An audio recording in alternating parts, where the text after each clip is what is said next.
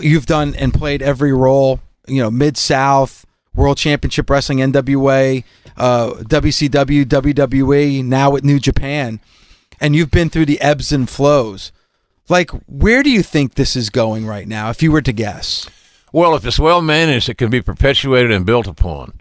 If people get greedy and try to get too much too soon, as Bubba outlined here a few moments ago, it'll just be like any other little uptrend or uptick and fade away. It's all a matter now of how it is presented going forward, and can we make it better? The whole goal should always be the same. My goal, what I do in my podcast, or you guys doing your radio show, is what can I do to make this a better investment of your time? You're asking for I give you guys 3 hours a day a lot of times. Don't have a problem with it because I enjoy the show. But 3 hours is an awful lot to ask, So I think we got to continue to get better and provide a better services for the fans. And that's why I think a guy like Conrad's so businesslike. He'll look through this whole thing. He'll see where they've dropped the ball, if they did, and everybody does. And then they'll figure out how to make this thing even better. But I'm thinking once a year, and you get hotel deals, you get dinners, they have the basic ideas of some good stuff. They just need more depth. They need more star power. And, if I'd have known exactly what I was doing on Sunday, I did basically my stage show. But, and then we had who was I going to interview, blah, blah, blah. I didn't care because I like talking to everybody. So, but we could do a better job on my side. I could do a better job of promoting what I'm doing there. So, but I want to be a part. Here's why I would say that I want to be a part of the next one somehow. Don't know what it's going to be, but whatever I'm contractually allowed to do. And by the time they have another, my contract's probably going to be completely unlike they look right now. So I'd like to be a part of the next one, nonetheless.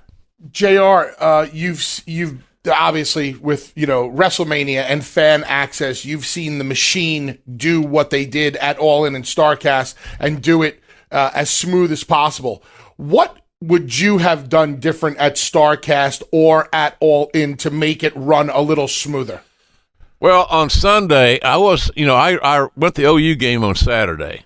They started at 11 a.m. Central, played Florida Atlantic, the Fighting Lane Kiffins, came to town. And so I left. Didn't work out well for them. No, not a good trip. Not a good trip. I flew out at 6 o'clock to get to Chicago at about 8. But there was, like I said, the bad weather and the lightning and so forth, so I couldn't get off the plane for a while. So I got to the arena to see 3 matches, which I thoroughly enjoyed. I thought the look of the house and that old kind of the angles of the seats are old school. I thought the look of the house was phenomenal. I'd like to have that picture, that overhead picture. I told Cody that, so hinting. But I would only say they need more room for the volume of people that attended, and the hotel lobbies is probably not your idea. Probably going to go to some place that's got a little bit better facility or a different facility. Mm-hmm. So I'd say that would be one thing I'd do. Continue to look at every way you can to make it more fan-friendly. Make it the most fan-friendly weekend or 3 days or whatever it is of the year. And if they can do that, then I think that they're going to have a hit there. But, there's things. Lawler was there. Lawler and I were there. Lawler and I, the show we're doing, our little stage show's working. It's all, Bubba, it's a matter of booking. They could have put JR and the King together, and that would have been a good deal for JR and the King and for the fans. They could have put, Bubba and Devon together, theoretically, and that might have been a nice nostalgic thing for the fans as well. There could be more creative booking done in the events they have during Starcast. That's my point. Just don't approach Dr. D. David Schultz. Bully and I made that mistake during the show, and he looked at me like I was John Stossel. It was pretty scary moment for me. Did you grab your ears? Grab your ears. Oh, wait a minute, Dr. D. I got to put my earmuffs on.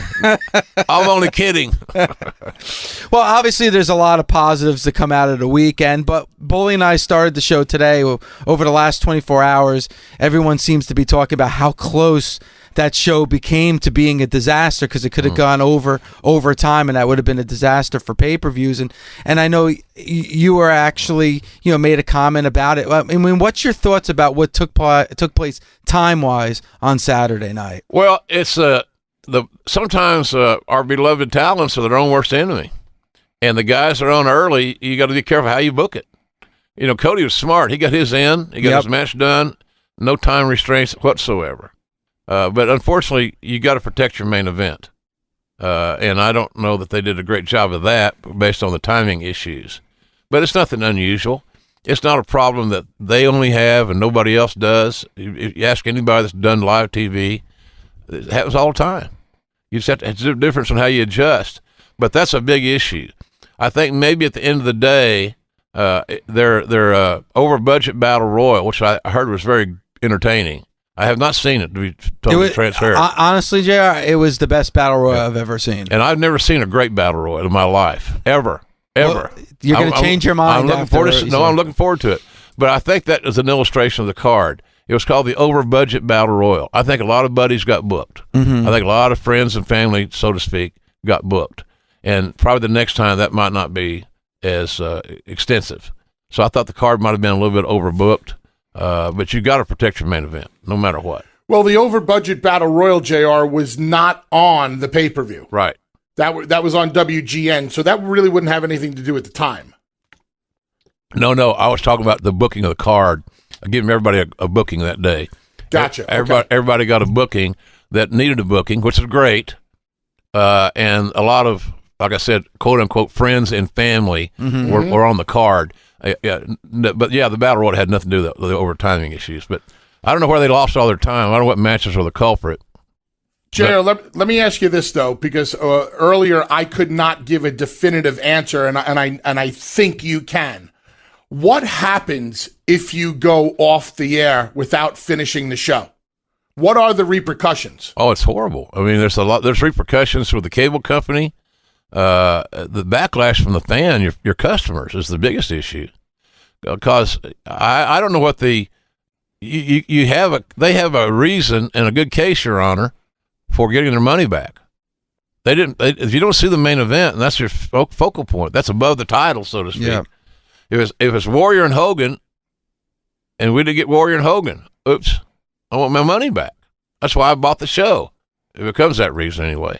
So there's a whole lot of refund issues, bad ill will that's cost a lot of money to repair. We had an issue where we went off the air in South Carolina, I think, years ago due to weather. We had to pick the pay-per-view up like 2 days later or something. I can't remember. Somebody will remember that. But it's a pain in the ass, really. It's just you inconvenience so many people, and it costs the company a lot of money. That show, you're right. You guys are exactly right. As good as it was, that would all have been washed away if the show had gone off the air, because that would have been reeked of amateur hour. And that's exactly what those kids did not want. Here with Hall of Famer Jim Ross. Of course, you can hear him on Westwood One, the Ross Report. A lot of big things happening with pro wrestling in Westwood One, and we're going to have to stay tuned to find out exactly what's happening, because it's big news with Westwood One and their partnership with Jim Ross and, of course, pro wrestling. I'm excited about it. Like I said, no better time to be a wrestling fan. I want to mention, I heard you and Bubba talking about the Joey Ryan thing. Joey Ryan, ironically, this worked out. When I recorded a show on Tuesday, I awarded him the coveted Pet Coon Goofy Award. And I try to do it in a tongue-in-cheek way. Here's my bottom line issue. It has nothing to do with his act, his shtick, his routine, his presentation. It has to do with, you have to really realize and know who your audience is. We know who his audience is, but who's the audience that's bought a ticket and there's an ass every 18 inches? That's what I'm concerned about. And when you have women and children, and I had some people mention that to me that had children there that had some splaining to do, and so about the penis thing. So I just think that maybe a better decision could have been made as far as the creative, without shall we say, cutting his cord, without giving him a creative vasectomy. Yeah, I would suggest that might have been rethought. But I understand the shtick. But I used to be I told you off the air today, I had to be in the mood to listen to Sam Kinison back in the day. Some days he was the funniest son of a bitch in the world. Then some days he's just overbearing and high and drunk and crazy. Mm-hmm. But I like Joey's abilities. But I think they should have reevaluated the audience a little bit. That's all, and that's a minor deal. And also, I'm not in his demo. Rightfully so. I'm 66, man. I'm not into penises on parade at a wrestling event. But that's just me. Don't mean I'm right or wrong. Just the way I feel. Yeah, and I understand what they were doing. It was a bit of a variety show on Saturday. They wanted to give everybody a little taste of what the world is outside of WWE. But like you said, you have to know your audience, and plus, you don't want to alienate an audience either. Like, one thing that we do on this show, we have to be careful of certain things and not to say certain things, because I want a 66-year-old man to listen to the show, and I want an 11-year-old to listen to your show. That's hard too, man. It is. That's hard. That's a broad base. That's broadcasting. That's a broad base, and it's challenging, the job of doing that. But and that's kind of what WWE is right now. They're in that PG world, but that was not a PG show. No. But I don't think it was ever addressed. It really was a TV-14 show when he had the penises. Yeah. Actually, if you take out the Joey Ryan spot, I think it is kind of PG. There was nothing else on that show that would be, too risque. No, I don't think so. I think you're right. You're probably right about that, Bubba. But again, they wanted to show everything. And I teased it going into break, and I want to get your take because, I mean, it's incredible.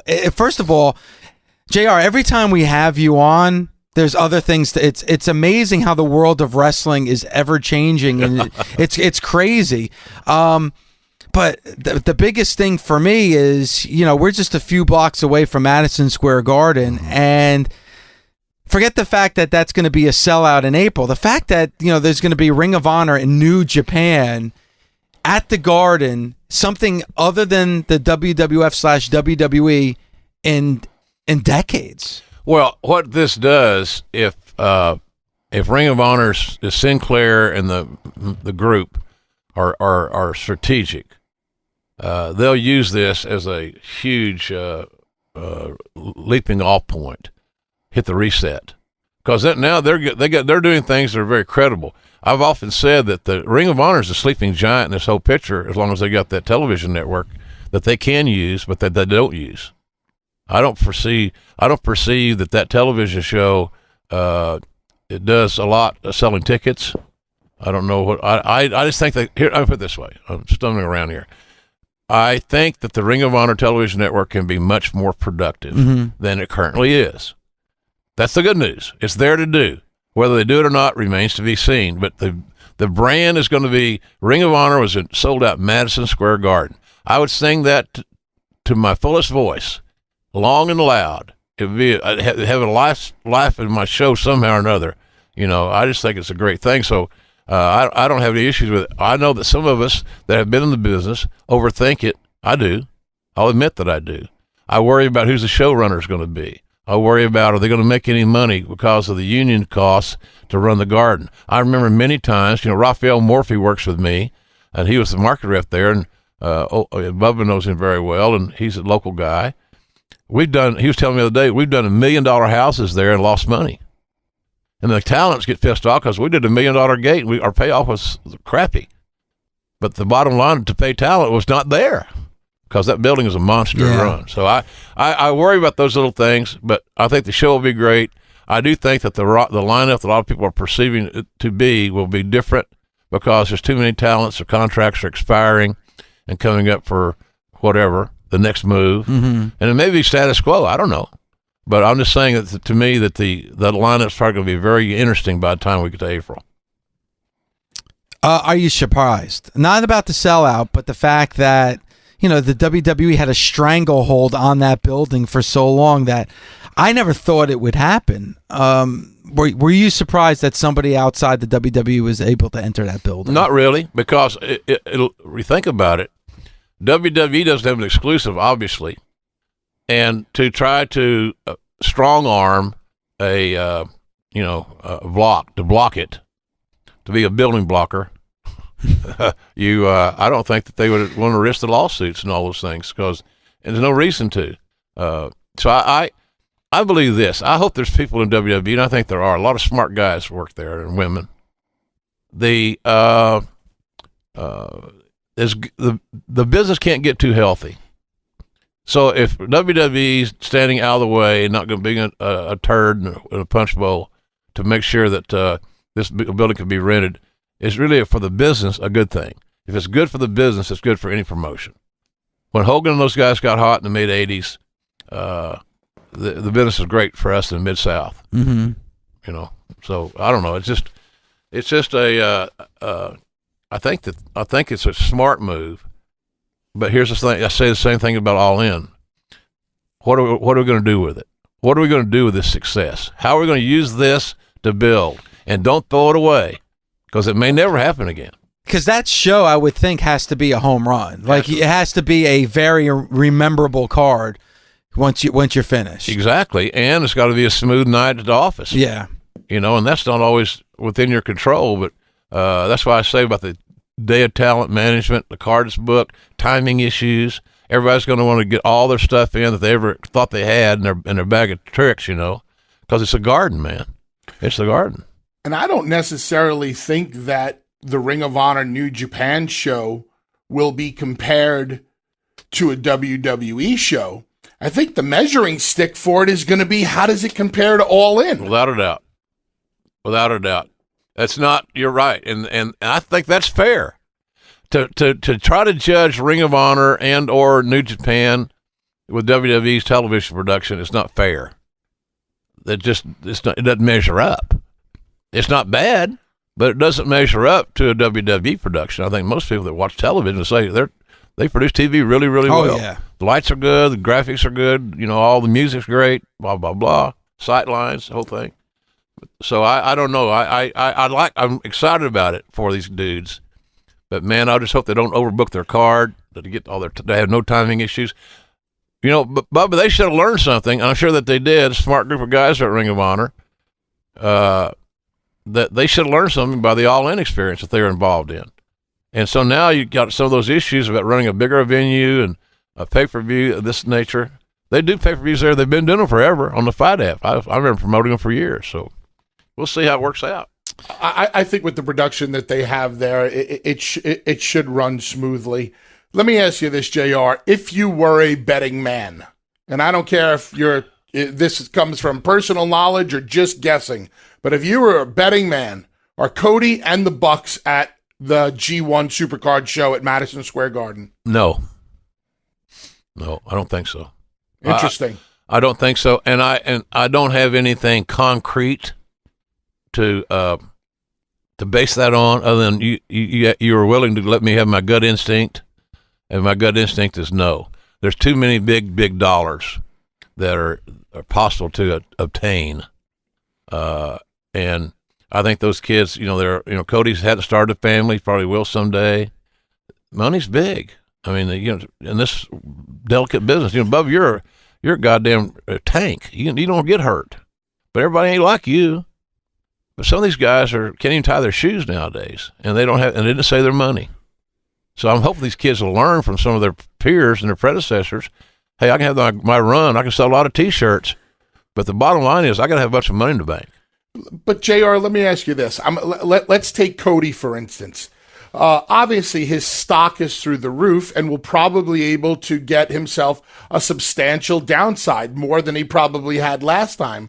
But what's to say that Cody would go back to WWE and Vince would treat him any different than he treated him when he was there for 10 years? I don't have any answer for that. It's a very good question, but I'm saying that there may be other players in the game that we are not aware of at this moment, and that may end up making a very interesting picture in 2019. I think I know where you're going. Are we speculating that there may be, listen, I'll throw it right out there. I said months ago that if Cody became the NWA World Heavyweight Champion, he could single-handedly breathe life back into the NWA and get that company up and running again with Lagana and Billy Corgan. Do you think that's a viable option? If the money's there and you can bring talent in around Cody that that motivate him creatively and in the ring, the whole 9 yards. That what I found out watching, I'm a big OU football fan, as people know, and I see that when they get a commit from a 5-star kid, let's say the best high school player at his position, 5-star. Well, what happens is those 5-star kids are very good recruiters. they get their fellow campers or other elite football players in high school. They come join me at Oklahoma type deal. They do everywhere. Everywhere gets it. So I think that Cody would probably attract a lot of great talent to come with him and be with him. Because if you're in a company, you want that young blood to be involved in your creative. That's what I would say. I would love to be in a situation like that where I would be the Bill Parcells and I could kind of help buy the groceries and season the meal up, but then make sure that the game plan that the ownership wants to have done is done, and get the young guys to book the towns. Book the cards. So based on the success of All In, and now these guys having one huge show under their belts, is there a possibility that Ring of Honor is not an option, WWE is not an option, the NWA is not an option, and these guys go out there and start their own gig? Could happen, but you still got to have two things, talent and television, to make it work, and a lot of work and a lot of capital. I just think that here's what I found in my world in business. Right now, if you're you're doing, I don't want to say experimenting, if you're a speculator, you're speculation business guy, like oil guys, there's no better time to speculate in the wrestling business than right now. And content is king, as we all know.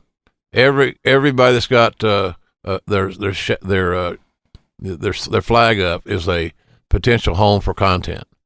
I think talent will be the easier part of everything right now, because there's a lot of good talent that would be available to make good money again, and have it consistent, not a fly-by-night money mark type thing.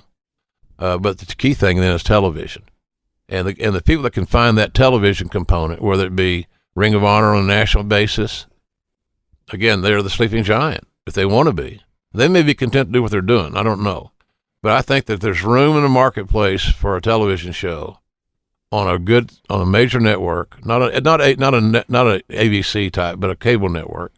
That if you do it right and you go back to some basic principles of wrestling with the young talents, you got a chance. It's still hard for me to comprehend the fact that the Eagles won the Super Bowl, JR. Well, they did. I know they did. And I'm reading it. I read it again this morning. They won the damn game. How? JR, I know what college team you support, but what pro league do you support? That's a very compelling question, my friend. Well, my house is full of Steelers swag sign. Yeah, that's right. That's right. Jan was a big Steelers fan, right? Yeah, she's a Pittsburgh girl, and but what I've kind of done is I kept them on the mantle, so to speak, even to the extent that I had her ashes put into a Steeler urn. Wow, that's what she wanted. That's cool. Yeah. So, but I kind of follow the NFL teams that have a lot of OU guys on them, or have OU guys. Like the Redskins right now have 2 running backs, a punter, offensive tackle, all the Redskins. So I watch the games to see them play, not necessarily to see the brand. It's my guys. So the Steelers still going to.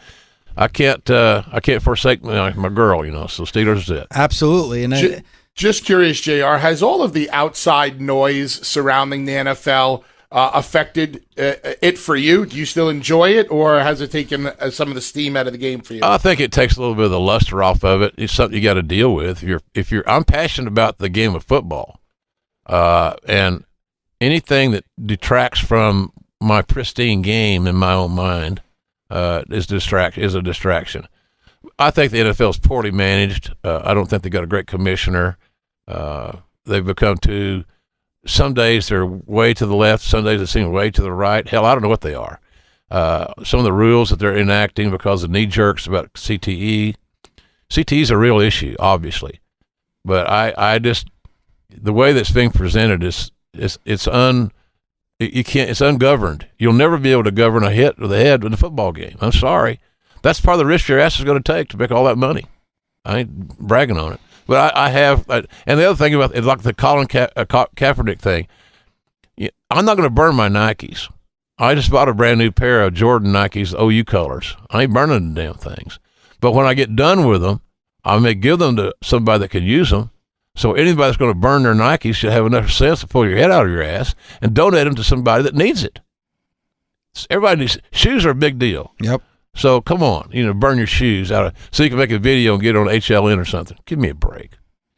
But again, if you are an Eagles fan, today at 4 Eastern NFL Radio, it's live in Philly for the kickoff of the 2018 season. Moving the Chains with Jim Miller and Pat Kerwin, who do a phenomenal job on NFL Radio. We'll be live from Chicky and Pete's in South Philly, taking you up until kickoff between the Eagles and Falcons.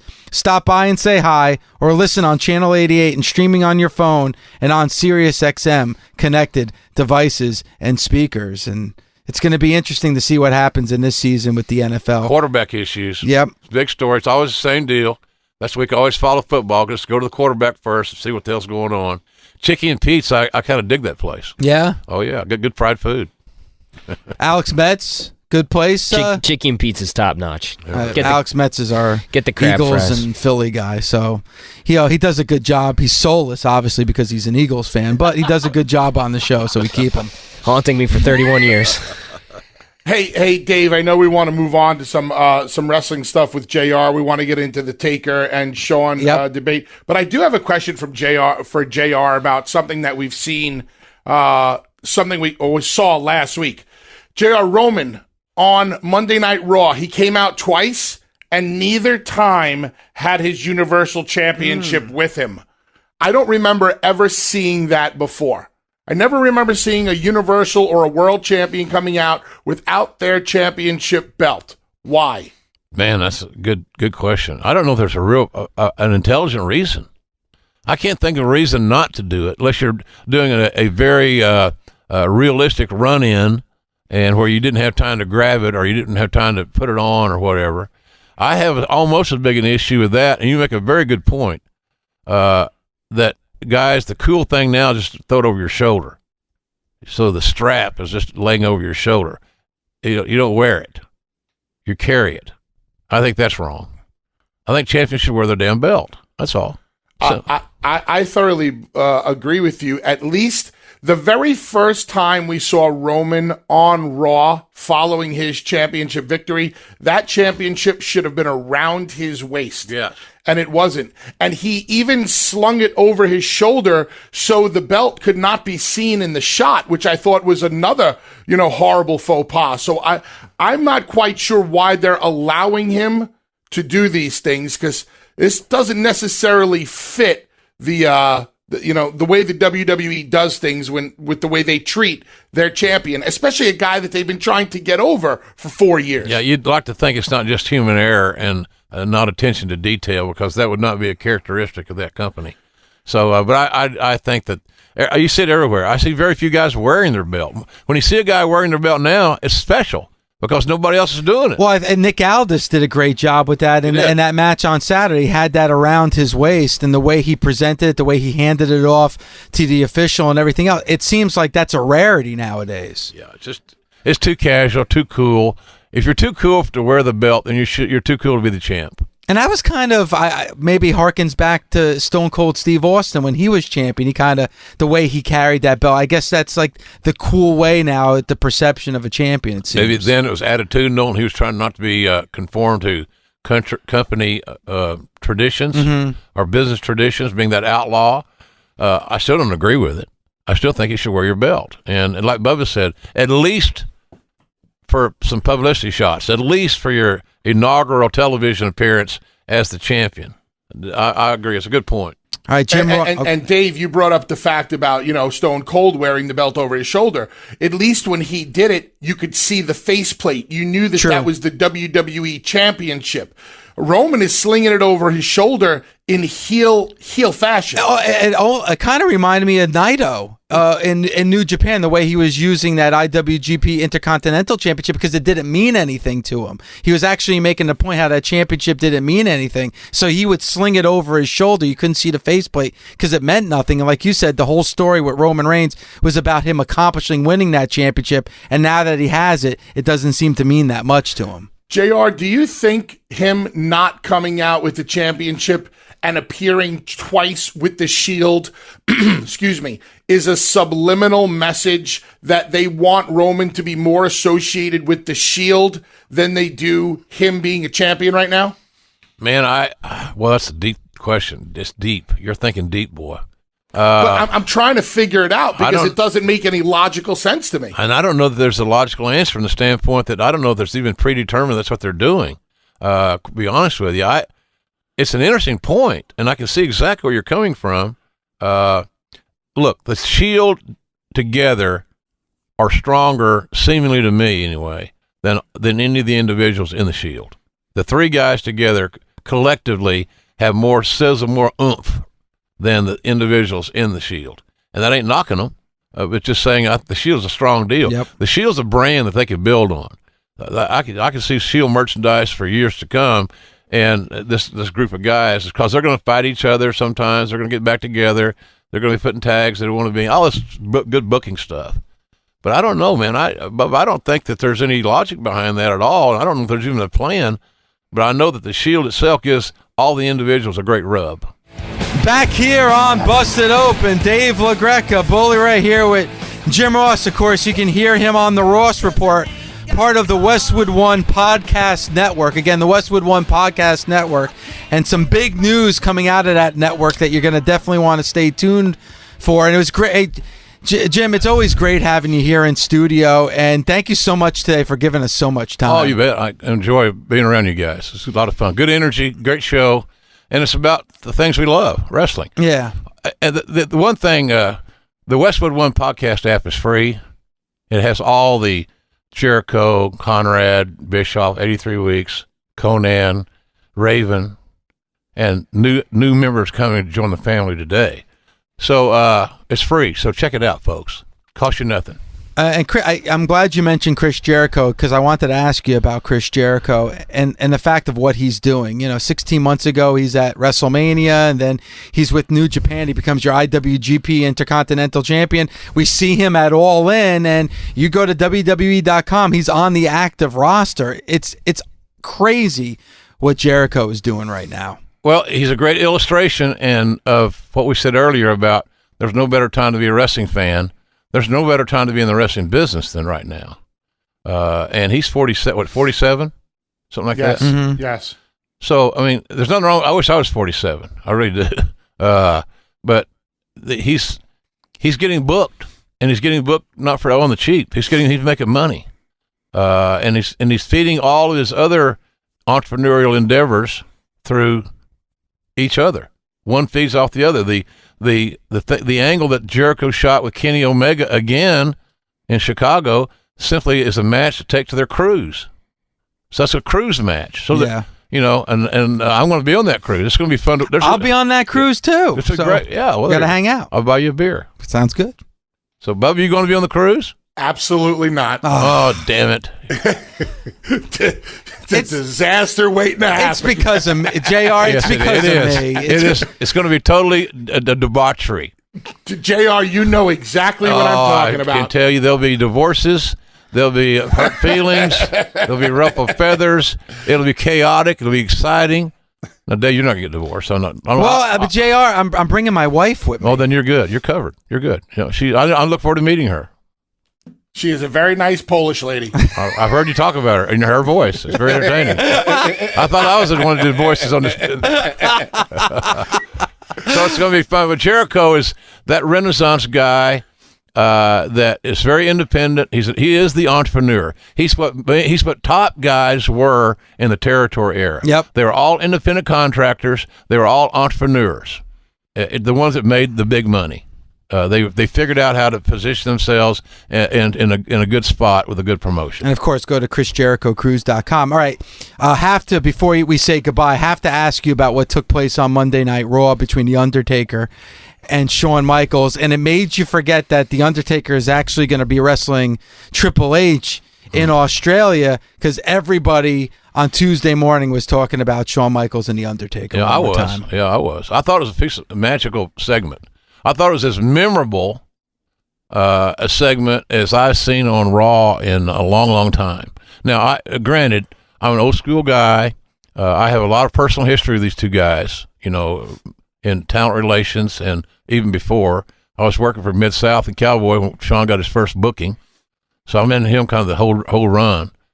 Taker is another guy that I had big plans for and thoughts for, and Vince made it better than I could ever have made it because he created The Undertaker.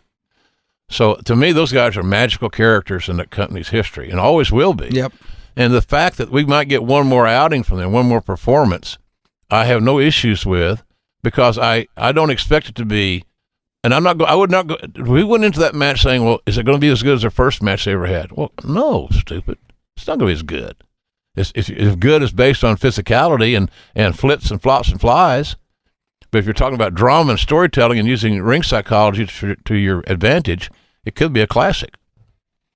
Yeah, really looking forward to it. So, after what we saw on Monday, that match has to happen now, right? Somewhere, I would save it for here at WrestleMania. That's what I'd do.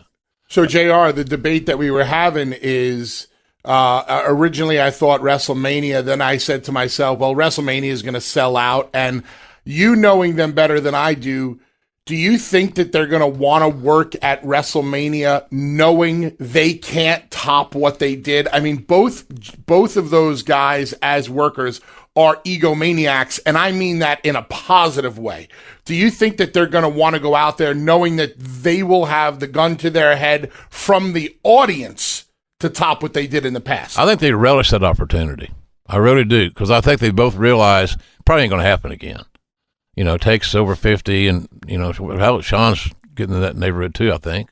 I think they're both 53 right now. Really? Yep. So, there you go. Do you think from a business point of view, JR, that it's a better decision to do the match in Saudi Arabia to encourage network buys? Might be. It's not a bad idea.